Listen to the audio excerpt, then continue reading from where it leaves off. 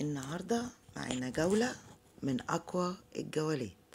أجمل شارع في اسكندرية شارع زنانة. شارع زنانة يعني اللعب، فوانيس رمضان، احتفالات طبعا برمضان. بصوا الفوانيس، بصوا الجمال. جولتنا النهاردة جولة قوية حبايبي المتابعين في أي مكان بيشوفونا. اهلا وسهلا بيكم، ويا ريت ما تنسوش دعمكم لقناتكم جولات اسكندرانية.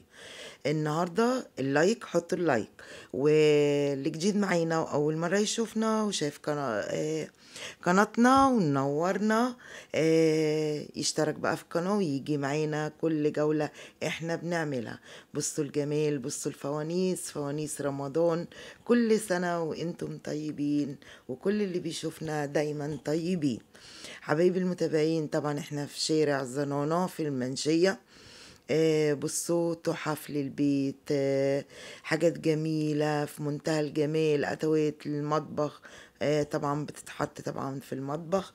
بصوا الجمال، تحف مش قادرة أقول لكم. طبعا هنا بقى كل حاجة زينة رمضان، فوانيس رمضان.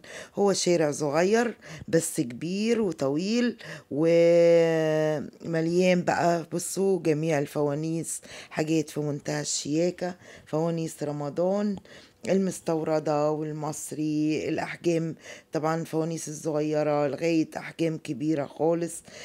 بصوا أدوات للمطبخ في منتهى الشياكة. الشارع كله عبارة عن محلات جنب بعضها، كلها بتبيع. بص الفوانيس احجام قد ايه، صغيرة واحجام كبيرة، ومفارش طبعا، وكسو كسوة الشلت برضو طبعا رمضان. بصوا الشارع صغير ازاي. غير بقى كمان محلات لعب الاطفال.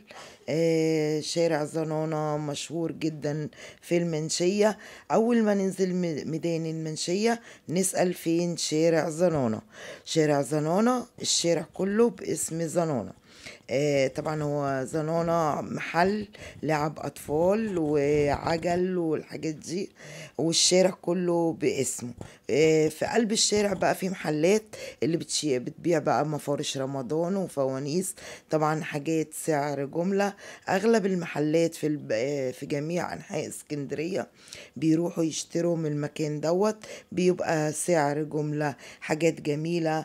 يعني الفانوس ده لو هتلاقوه في المحل مثلا ب50 جنيه، هنا في الشارع ده هتلاقوه ب30 جنيه مثلا كمثال.